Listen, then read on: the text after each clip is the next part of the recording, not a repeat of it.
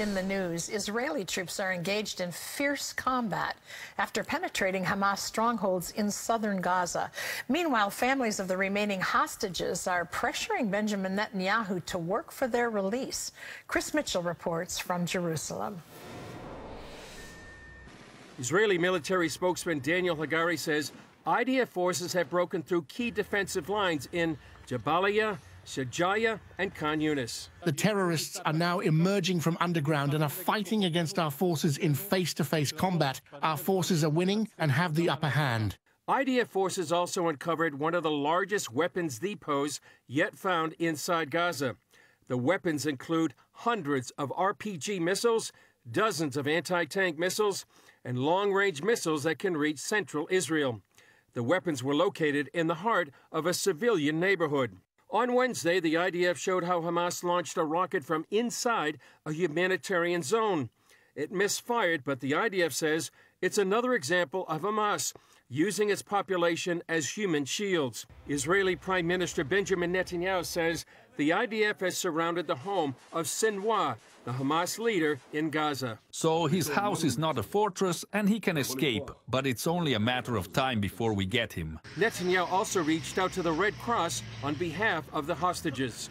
We exert pressure to allow the Red Cross to visit our abductees. Further to that, today I spoke again with the president of the Red Cross and told her to turn to Qatar, which has been proven to have leverage on Hamas, and demand the Red Cross visits to our abductors and, of course, the supply of medicine for them. The released hostages and hostage families met with Netanyahu, who are now testifying of Hamas sexual abuse, both on October 7th and the time the hostages were in captivity.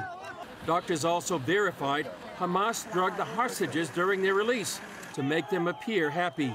On the eve of Hanukkah, the Israel Antiquities Authority revealed never-before-seen evidence of the time when the Greek ruler Antiochus Epiphanes conquered and ruled Jerusalem. I am holding in my hand an object that, for me, is one of the most exciting things we've found in the city of David. These 16 pieces of ceramic roof tiles, unique to Greek culture, provide evidence of Greek presence in Jerusalem more than 2,000 years ago.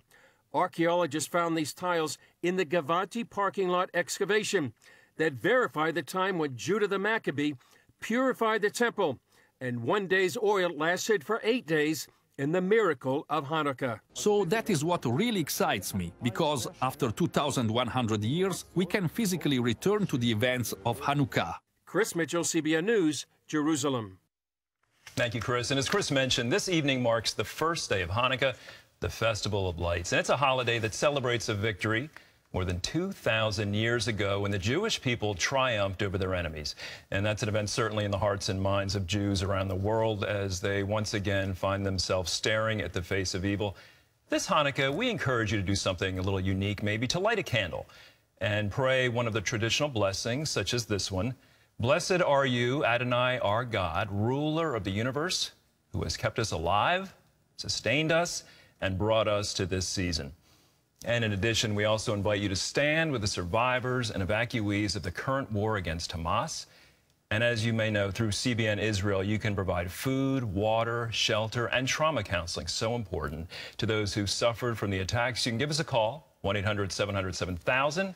Visit cbn.com/blessisrael or text Bless Israel to 71777.